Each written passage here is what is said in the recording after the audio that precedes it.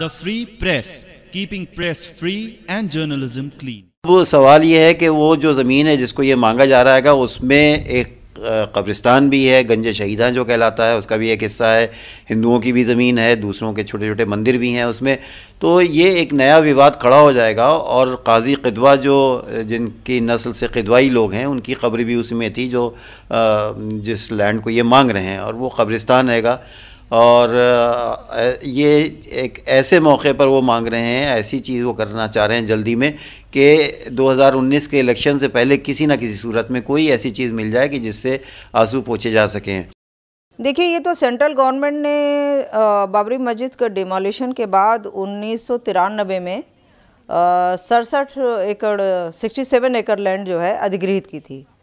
और वो अधिग्रहित की थी उसमें वो अधिग्रहण भी शामिल था जो उसके पहले राज्य सरकार ने अधिग्रहण किया था, जिसमें कल्याण सिंह की सरकार के समय भी जो अधिग्रहण हुआ था वो भी शामिल था, और वीर बहादुर सिंह के कार्यकाल में जो अधिग्रहण हुआ था वो भी शामिल था। और अभी तक जो अधिग्रहण हुआ उसका कुल मिलाकर के इस समय लगभग 70 एकड़ भूमि है जो अधिग्रहित है। 70 एकड़ भूमि में से जो कहा जा रहा है कि इसे राम जन्मभूमि की ज़मीन थी या राम जन्मभूमि न्यास की ज़मीन थी, उसे वापस कर दिया जाए। वास्तव में वो तो कल्याण सिंह गवर्नमेंट ने राम जन्मभूमि न्यास को 1 रुपये पट्टे पर वो ज़मीन दी थी, और अगर मूल रूप से अधिग्रहण उसके पहले जो हुआ था उसमें किसानों की ज़मीन थी, उसमें